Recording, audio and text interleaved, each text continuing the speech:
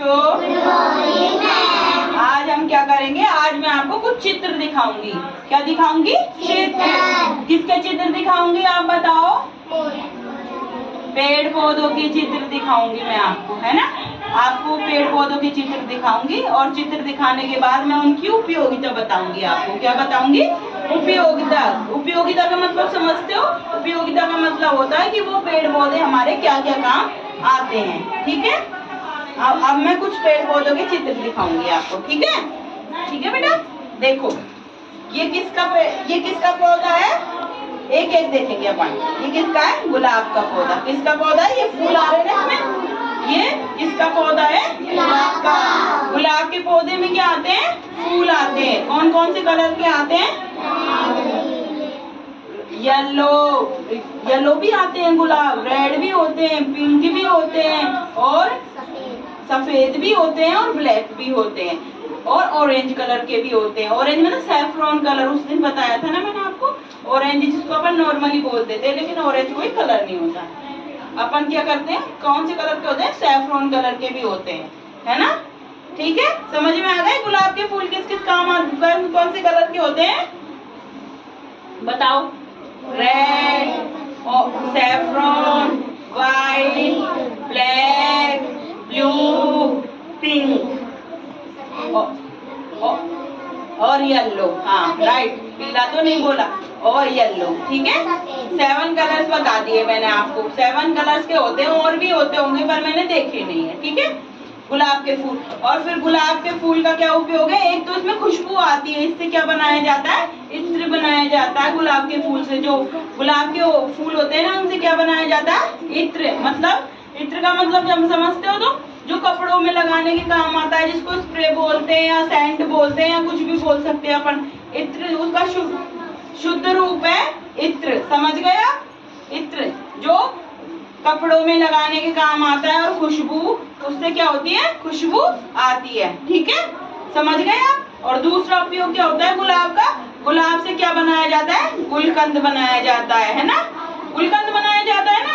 और उससे गुलाब के फूलों से क्या बनाई जाती है? माला बनाई जाती है, जो भगवान को चढ़ाने के काम आती है, या फिर कोई भी शुभ अवसर होता है तो अपन एक दूसरे को पहनाते भी हैं, है ना। समझ रहे हो?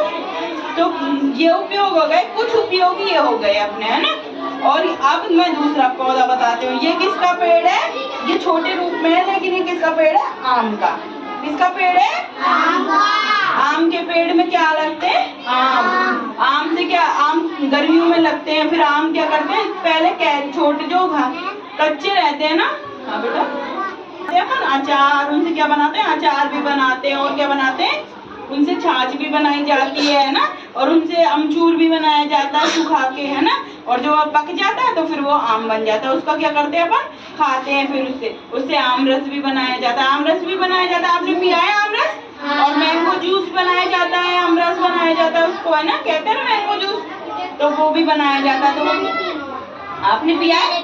हाँ, सबने पिया है, सबने पिया है, सबने पिया है मैंगो जूस, सबने पिया। ठीक है, और ये पेड़ किसका है? ये किसका पेड़ है बताओ? ये है नीम का पेड़। नीम का पेड़ किस काम आता है? नीम का पेड़ मैंने उस दिन भी आपको बताया था ना कि नीम के पेड़ औषधीय पेड़ कहते हैं नीम को।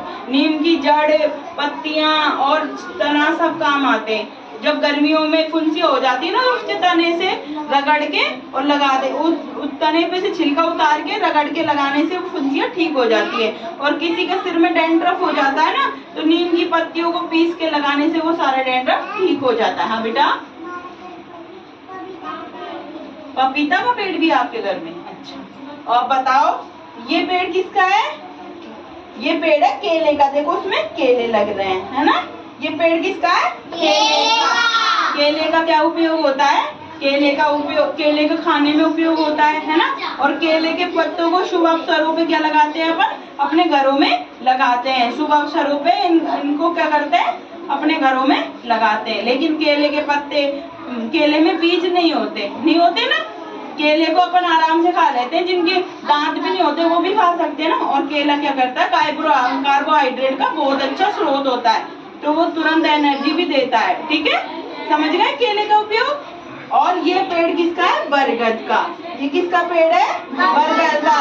बरगद पेड़ क्या होता है, बहुत बड़ा होता है, इतना विशाल काय होता है, और उसकी जड़ें, वो जटाएं देखी है आपने, जटाएं होती है ना उसकी, जिससे बच्चे झूला भी खाते, झूलते रहते हैं कभी कभी, इतना बड़ा होता है ना बरगद का पेड़, उसको आपने देखा है कैसा होता है, बताओ हेमंत, कितना बड़ा होता है, बहुत बड़ा होता है, उसकी जड़ें है ना जमीन में, उसकी जटाएं रहती हैं, उनको जटाएं बोलती है ना, वो जड़ें उसकी 3 फुट का होता है। अच्छा, वो उसकी जड़ें क्या करती हैं, जमीन में रहती है उसकी जटाएं, तो बच्चे उसमें क्या करते हैं, झूलते हैं बरगद के पेड़ में। और बरगद का पेड़ क्या करता है, हमें क्या ऑक्सीजन भी देता है। ये सारे पेड़, ये उपयोगिता तो है ही इनकी, और सबसे बड़ी उपयोगिता क्या होती है, ये हमारे एनवायरनमेंट मतलब पर्यावरण को शुद्ध रखने का काम करते हैं। ये हमें ऑक्सीजन देते हैं और कार्बन डाइऑक्साइड को सोख लेते हैं। हमारी प्राणवायु होती है ना ऑक्सीजन, वो देते हैं और कार्बन डाइऑक्साइड को सोख लेते हैं। समझ गया, कौन सी गैस लेते हैं पेड़ पौधे, कार्बन डाइऑक्साइड लेते हैं और ऑक्सीजन छोड़ते हैं।